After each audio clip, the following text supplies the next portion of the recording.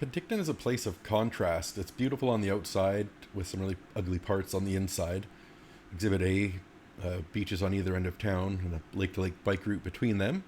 Exhibit B, a bunch of assholes destroyed the rainbow crosswalk outside my kid's elementary school within days of it being installed. What also makes Penticton interesting, though, is its proximity to the Penticton Indian Band, which is literally across the highway. And that proximity has really helped put a focus on the tension between licensed cannabis retailers who operate on a street corner near you in a regular bricks and mortar shop, and those on Indigenous lands that operate under an entirely different set of rules. And I'll give you an example. I'm recording this at my home in Penticton. I could take a 10-minute drive and visit 5 different licensed retail cannabis shops, and I could buy a decent ounce of weed for about $100. And that's Health Canada approved product, taxes in out the door. And for context, a moderate daily smoker would probably use that ounce in about a month. Now, I could take a different 10-minute drive and hit at least 5 unlicensed retailers on Indigenous land and could buy a decent ounce of weed for $50. It's not Health Canada approved, and there's no taxes, but that's half the price, and that's a big difference. Now, does that seem fair for the licensed retailers who play by the rules and jump through the hoops? No. But is Canada's past mistreatment of Indigenous peoples fair? No.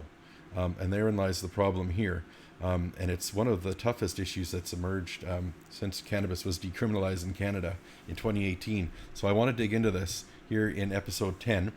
This is going to be a two-part series, two-part episode to finish off the 12-part podcast season 1.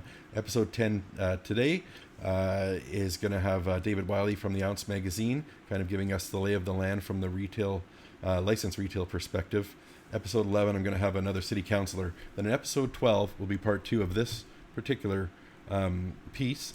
And I'm still looking for someone to give us an Indigenous retailer to give us their side of the story. We can change your voice. We can put a mask on your face. We can do it by phone, whatever you want. We really just want to hear your side of the story. If you want, reach out confidentially via email, deepfryerpodcast@gmail.com. And now here's my interview with David Wylie. And here we are with David Wylie, publisher of The Ounce. Welcome, David. Tell us about The Ounce and what you do for it. Hi, Joe. Good to be with you today. Well, generally I tell people that I'm a journalist who likes weed. I started the Ounce. It was initially known as the OZ, which I still love and still go by. Started it just before legalization 5 years ago. Yep. And since then, I've been covering the industry. I knew that it was a turning point in history. Legalization across Canada was a big deal, and I wanted a ticket to the show. I wanted to see how this was all going to unroll and unfurl, and covering the industry is what I felt I could really add. I've been a print journalist, a newswire journalist, a digital journalist, since the early 2000s. 2001, I got my first job as a cub reporter. Yeah. And getting a chance to have such a close up view of a brand new industry, to me felt like an unprecedented opportunity. Yeah. So that's what I've been doing. I'm still freelance full time, and part of the reason that I wanted to do this was to help kind of push against that stigma that potheads are lazy and have no real ambition in life. Hanging out on the couch playing Fortnite or whatever. Don't get me wrong, I love hanging out on the couch and playing Fortnite. But I wanted to kind of come out of the cannabis closet, so to speak. I'm pretty well known around Kelowna just because I've been worked at different publications, and I've done different high profile communications jobs. So for me to come out and say, hey, I like weed, I'm a professional, it felt like a really good way to support the industry and to show that normalization. Yeah. What products does the Ounce produce? And I don't mean cannabis products, but there's a newsletter, there's a website. Can you tell us just about that, how people can get plugged in? Yeah, for sure. So it started off as a cannabis newsletter focused at consumers. I knew that there was going to be a lot of industry information. And of course, I do still cover the industry, but I always try to look at it from a consumer perspective. So that comes out every Friday at 7 a.m. And I also publish the ounce.ca, which is a website. And that's really a place for the content to live. And on top of that, I've actually put out 7 print magazines now. The first one was kind of a beta test a few years ago, and it was really popular, all 50 copies that I published here in the central Okanagan. And it really grew from there. Our last magazine had 4,000 copies and was distributed across Canada. Wow. Yeah, so I'm pretty proud of that. I'm a print journalist at heart, and always wanted to have my own publication. So that's been a lot of fun to do. And it's just it's a dream, living the dream, Joe. I remember when Colorado legalized cannabis, there was the newspaper there. I can't remember what it's called, the Denver Post, something like that. And they hired their first ever cannabis beat reporter, and it was like everyone's mind blown. It was like the most coveted job in the world. But I'm curious though, like, do people take you seriously as a cannabis journalist, or like you said, people just say, oh, it's a sideshow? Are people doing serious journalism about it, and do people treat it seriously? That's such a fun question. I mean, yes and no. When legalization first happened, the Globe and Mail actually came out with its own cannabis industry publication, kind of an email, and they were charging $2,000 for it per year, which, like, that blew my mind. I mean, I'm not sure how it's doing today. I don't think it is doing. But I think that every really major media company at the time, felt like they needed to add their voice to it. The Growth Op came out of Post Media News, and let's see, so you got Evergreen, which is Black Press in BC here. There's a bunch of other ones that have popped up. Kind Magazine out of Toronto has quite a big readership.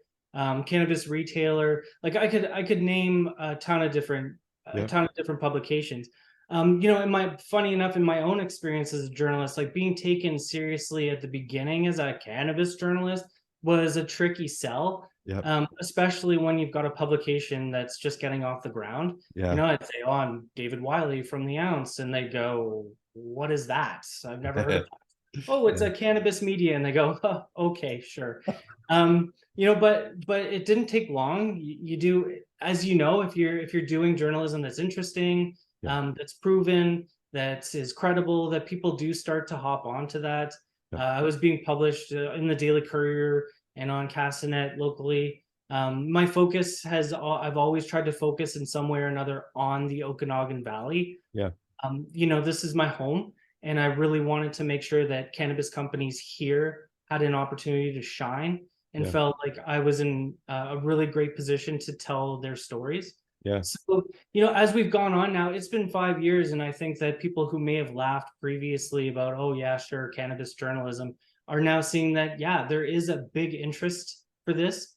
In Canada, being as early on as we are in legalization and turning this into an actual industry, we have a really primo place in showing the world and how we can do cannabis, but of course, in how we can do all of those other industries that support it.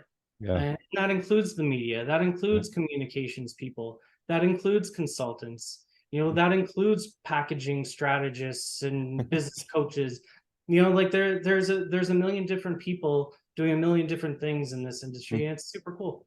That leads me nicely into my next question, which is it possible to just give a general state of the cannabis industry in the Okanagan in terms of how many people are working in it, how many retailers there are? It seems like there's, I don't know, grow greenhouses here, there, and everywhere, but I don't know how many there are. Does anyone keeping track? Sure. There's no one keeping track of the total number of jobs, as far as I'm concerned, as far as I could see anyway. Though I could estimate that there's a few thousand people that are working in cannabis in the Okanagan in some way. It doesn't necessarily mean that that's their full-time gig. There's a lot of side hustles and part-time jobs that are happening. But yeah, like, if you look at the different number of stores, there's about 70 right now up and down the valley. for licensed stores, and you figure that each one of those stores has 3, maybe 4 employees, some fewer, some more. There are a large number of producers and micro producers here. Some of the biggest in Canada are actually based in the Okanagan. I'm thinking of Valens, which is part of SNDL now, employs hundreds of people between their main manufacturing facility and their life facility. Pure Fire Co. THC Biomed is one of Canada's longest licensed, oldest licensed facilities. And then yet you've got micro cannabis producers up and down the valley, J Buds in Summerland, down Highway 33, if this counts. You've got Smoker Farms, and they're across country with their products. Organic Craft is making its mark, and Avant Brands, of course, that's Black Market and Tenzo. I mean, those are some of the biggest brand names in cannabis today, and that's being grown here. And then again, like we discussed, there's a whole bunch of different people doing other kinds of jobs. So there's laboratories that are testing THC and terpenes. You've got cannabis media right here. Different consultants, grow consultants, people that are selling lighting. Head shops.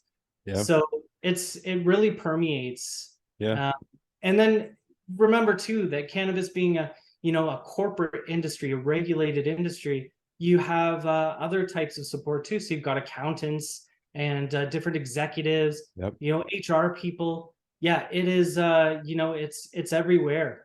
It seems like it's become pretty substantial in just 5 years. Absolutely. Yeah. Okay, I wanted to head to there was a summit in Kelowna. I'll let you tell me the name of it and who organized it, but there's these annual summits now that are being held, and they seem to be very important. Can you tell me about who hosted it, the rundown, what happened there, what was it all about?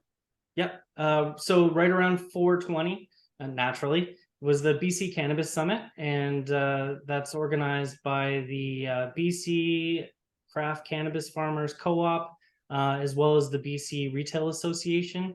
And All Nations was actually the title sponsor, which was interesting. That definitely steered a lot of the conversation at this summit. It's the second one. The first one last year was right after events started to open up post-COVID.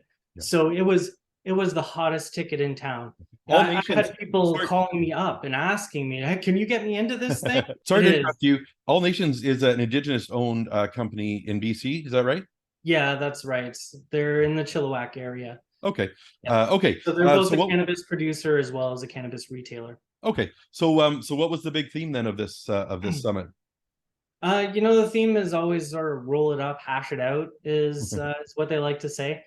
And generally the conversation revolved a lot around Indigenous participation in the legal cannabis industry. All Nations, as the title sponsor, was actually a really interesting example of an Indigenous company, perhaps certainly one of the most successful, if not the most successful, under the Section 119 government-to-government agreements that's happening in the province. We did hear from the CEO, Darwin Douglas, and he talked about actually how these Section 119 agreements are pushing the cannabis industry forward as a whole. So he talked about how the Chilliwack store, they didn't want to sign on to an agreement unless the government was going to allow their producer in that same area, I think, just a few hundred meters away from their store, actually ship directly. So right now, one of the way that cannabis gets into the hands of consumers, this was before direct delivery, was that it was sent from the producer to the province, and then the province in its distribution center then would send it out to the different retailers wholesale.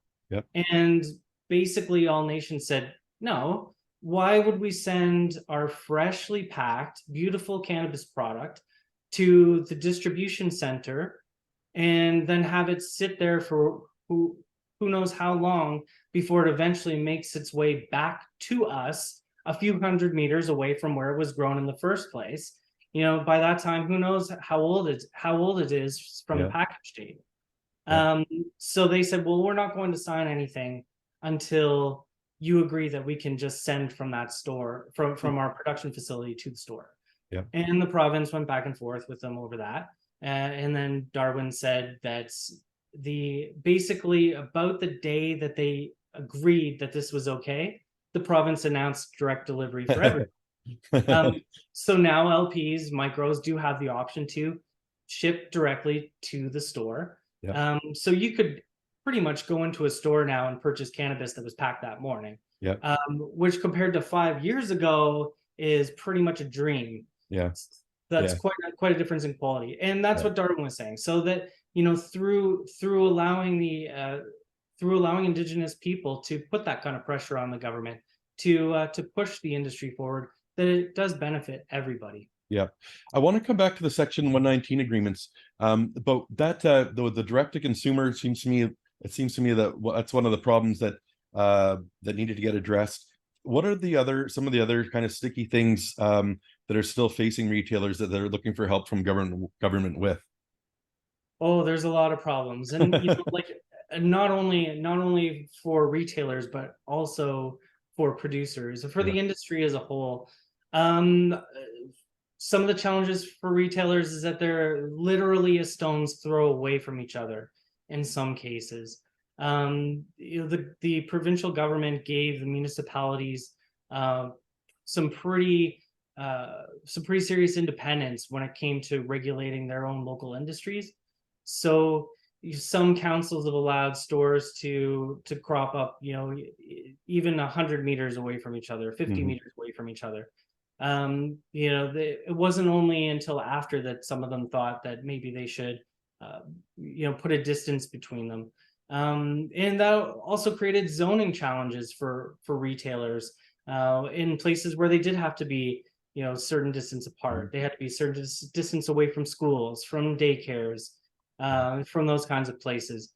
So it created real location problems, and you know, that did result in some high rents being paid. And costs is a huge issue.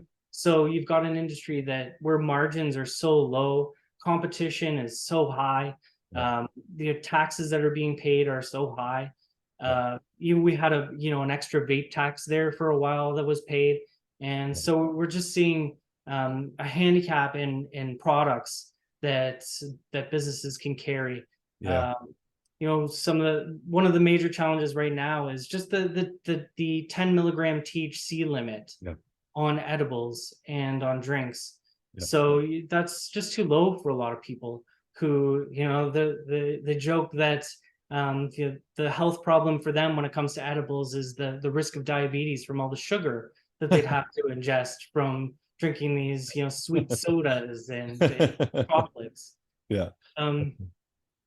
So really there's that competition. You know, the changing rules has been a real issue for people. When stores were first allowed to open, they had to cover their windows, for example, and that created an unsafe atmosphere for some stores. You know, it increased the possibility of a robbery because people couldn't see from the outside in that there was a problem on the inside of the shop. So now they've repealed that. So you've got businesses that have paid, you know, thousands of dollars to cover their windows, and now they get to pay a second time in order to take those window coverings off. So the changing rules, the very competitive landscape, the challenges with products, the high taxes, the inability to properly advertise, you know, to use social media without facing bans. There was one retailer that was on his 55th Instagram account at one point. You know, it was like whack-a-mole. They ban him at the boom, and he just will pop right back up with a new account. You know, it's a cutthroat industry, and it does face a lot of challenges. Excuse the interruption and the cheesy background. It's time to remind you that Season 1 of the Deep Fryer podcast is presented by the South Okanagan Event Center. For complete event information and tickets, visit valleyfirsttix.com. As I'm recording this on July 1st, the upcoming shows include TLC and Shaggy Hot Summer Nights Tour on July 15th, Ryan Adams coming up on September 11th, the Vancouver Canucks Young Stars Tournament, which is also great hockey. That's coming up September 15th and 18th. and September 22nd, Bonnie Raitt with special guest Royal Wood. Again, for more information or tickets, visit valleyfirsttix.com. And now back to the show. Yeah. Okay. It's a highly regulated industry. I know when all the municipalities are setting up their own licensing schemes, they were damn sure to ensure that these were self-funding, so that those exorbitant license fees were going to pay for the staff to do it all, and so they got nailed, and so it costs a lot of money to get into it. Barriers to entry. So now I want to circle back to this idea of Section 119 agreements and this tension between licensed retailers and those on Indigenous lands. I set this up a little bit in the interview for people, but can you just and I should also state for the record, it's obvious that David and I are both white dudes living on unceded territory, so we're not spokesmen for this issue, but we're both curious about it. And so I'm just going to ask David to kind of ask him where the issue stands and what the government's kind of doing about it, if anything. It's, the line was blurry from the start. And I think about the Indigenous bloom shops that came out. They really set the stage for how unlicensed stores on Indigenous land in the Okanagan would play out. Yeah. They didn't have the license, and what was happening was other retailers were waiting for their security clearances, for their rezoning applications, for just their license from the province. There were stores that were on Indigenous land that were selling products right out the gate, and there was already a market share that was going out. And some of those products had the Health Canada THC stop sign on there. There was definitely, I was constantly running into people who were shopping at Indigenous Bloom or some of the other shops that didn't have a license, and you'd say, oh, they're not a licensed shop, and people would be very surprised by that. So that's since changed a little bit. I think that there's now more understanding of what's licensed and what's not licensed. But even with the confusion past it, it doesn't necessarily matter. People will still go to unregulated shops because they could get products there that you just can't at a licensed shop. You could get edibles that are 100 milligrams, for example. You can get, honey. Before, you could get honey that was infused with CBD before there was anything like that on the market. And those kinds of things were really popular. This was just a thorn in the side for licensed retailers. They were oscillating between begging the RCMP to enforce and threatening the province with legal action if they didn't do something about it. They were saying that they were going to go out of business because they were losing money constantly. They just couldn't keep up. And there was tensions were definitely high. And the whole issue, as far as the province was concerned, was worth ignoring more than it was worth tackling. It was a political hot potato. There really were no good answers for the province. So the hot potato was this: the province could step in and try to exercise its authority over Indigenous people, but Indigenous people, if anywhere, they fall under federal jurisdiction. So the province has no business going on reserves. So the province really can't do anything. But the province also is the one that licenses cannabis in BC. So it's expected to be able to do something. So the province is in a tough situation, and it would be deeply politically unpopular as it's in this time of reconciliation to go and be heavy-handed with Indigenous peoples and do this. So one almost feels for the provincial government. It's a no-win situation. So what is it done with the situation then, besides very little? I mean, the fear, and they've come out and said this, that the fear is that they'll be taken to court if they enforce. They've dipped their big toe into that river, and they've tried, and it's generally turned out pretty badly. The retailers who have been pushing, in some cases, have been named and shamed on social media. There are a few that have been threatened over social media as well. Brick through the window. But as far as what the province is doing, it really is trying to negotiate one-on-one. So the government of BC has taken the route that they want to see Indigenous, businesses and people succeed in the cannabis industry. They're flexible with their Section 119 agreements. Certainly not as flexible as some would like to see. Taking it back to the BC Cannabis Summit, one of the things that came up there was that Indigenous people generally just don't trust the BC government. They don't trust, Minister Mike Farnworth in particular. Yeah. Roxanne Lindley, who's the former West Bank First Nations chief, she spoke at the event, and she called Section 119 agreements a joke. And this was right after Darwin Douglas spoke, who's the CEO from All Nations, and said that Section 119 agreements, were changing the way that they were doing cannabis. And All Nations right now is looking at expanding and opening up 8 stores, which is the maximum in BC across the next 18 months. And meanwhile, you still do have shops that are unlicensed. The Green Mile is a good example. There's just one after another. And every time you go by, it's characterized, particularly in pictures that are shared by local media, of those colorful signs that read $50 ounces. Where's the Green Mile, David? For those who don't know, where's the Green Mile? Someone wants to go have a look. Yeah, it's on West Side Road. Okay, approximately between where and where? So West Side Road, closer to the Vernon end of things. Yeah, but I mean, all you have to do is drive Highway 97. North of near Salmon Arm, kind of in the Enderby area. And it's just like there's one after another. I know that there's shops in the South Okanagan too, and like BC isn't the only province where cannabis is flourishing on Indigenous land. Ontario is really well known for its Indigenous market there too. And I think that's one of the conversations at the BC Cannabis Summit revolved around.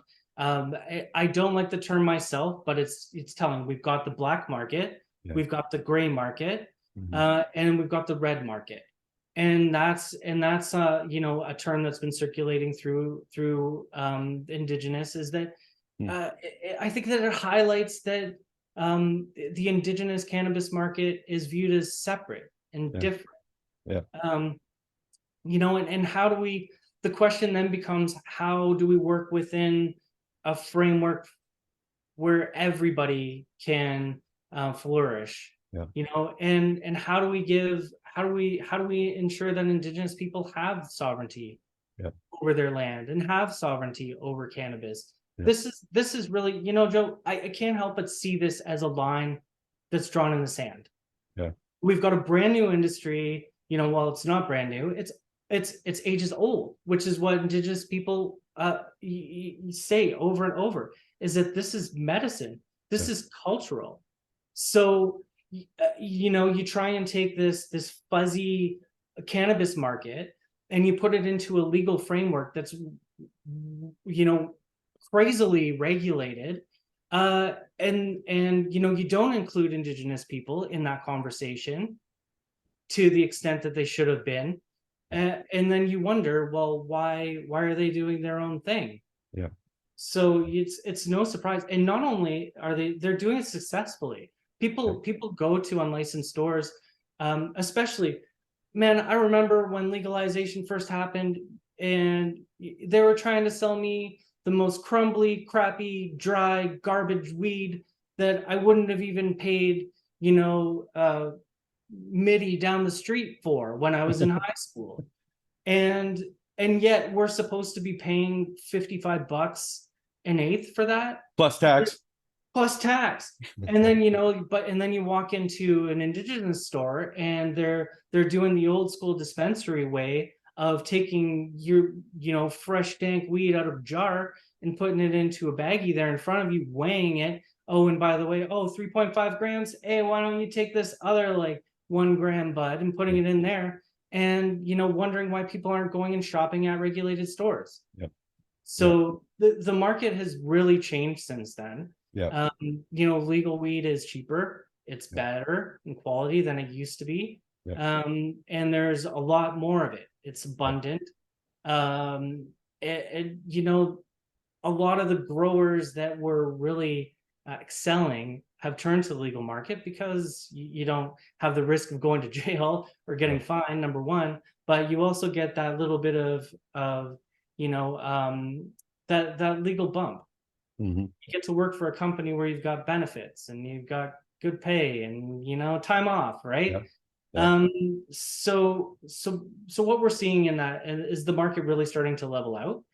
And some of the best weed out there right now on the market is being grown by Indigenous companies. So it's good to see things starting to fall into place. And you know, it really is. It's totally different landscape now than it was 5 years ago. Yeah. So as so we're going to dig into this more in part two, hopefully with someone, an actual Indigenous person who sells cannabis, who can help put it in proper words and proper context for us. But I'll ask you this, David. Are you optimistic there's going to be a resolution to this anytime soon? I don't think that there will ever be a resolution to some of these issues. You know, they're so deep-seated. So, but what I do see happening is I'm seeing a lot more success for Indigenous companies in the cannabis industry and space. You know, there's a lot of demand out there from consumers for these kinds of products. And we're seeing micros that are pumping up too. There are more of them on the market, coming onto the market. The government has succeeded in one area when it comes to Indigenous grown cannabis. From what I've heard from those who are Indigenous and in the legal side of the market, the regulated side of the market, is that the government's provided tools through the Navigator program that really lead Indigenous companies through the process of getting their license, and you know they are really helped along. So that's nice to see. Okay. Now, switching gears entirely, for episode 10, just in time, the third last episode of the season, trialing a new segment. And I'm going to ask my guests to tell me one life hack or one strategy that changed their life that they swear by. David, what's one thing people can do to elevate their life that works for you? I'm a procrastinator by nature. So yeah, I think that's part of the reason why I went into journalism was I needed deadlines. So for me, you know, setting a deadline, but not only that, the productivity tip is just start. If you feel stuck, just start on something. If it's writing, then just get some words down. It doesn't matter if they're good or if they're not. If it's a phone call that you're dreading, start dialing. If it's an email you need to send, well, put the name of the recipient in there and write the subject line. So anything that you can do to just start and get the ball rolling with momentum is going to help you get there. Okay, thanks, David. I guess I'd be remiss not to ask you for some recommendations on cannabis products. This podcast, I think, is kind of geared to people who are not mainline users, who perhaps use discreetly or haven't used at all but are interested. How would you suggest they test the waters if they're interested? Gummies is the most friendly form of trying cannabis. And one of the challenges with someone who hasn't done it before, or maybe had, you know, smoked that joint back in high school but didn't know if they really felt anything, that's a barrier. So try to find gummies that are quick acting. There are some that say that they'll start to work within 5 or 10 minutes. So those are good to look for. It means that you if you're not feeling something in 5 to 10 minutes, then you're pretty safe to take a little bit more. And a good first dose for a first-time user edibles is like 10 milligrams. Some people start even with just like 2 milligrams. Okay. Yeah. So it doesn't hurt if you're brand new to it to go 2 or 2.5. And bump up. Okay. Yeah, 10 milligrams won't hurt you, but you might be a little surprised at how potent it can be. Okay. That said, there's a lot of people who can use like 100 milligrams and still feel fine. That's Yeah. not me. My happy place is an experienced person with this. My happy place is somewhere between 20 and 30. Interesting. But I'm happy watching a movie with a 10 milligram gummy is usually fine for me. That said, I've been said that I'm a lucky person for being able to do it. Well, there's something out there for everyone. We'll leave it at that. Yeah, absolutely. Okay, David, I really appreciate your insights and your time today. Thank you very much for coming on. Thanks for having me, Joe.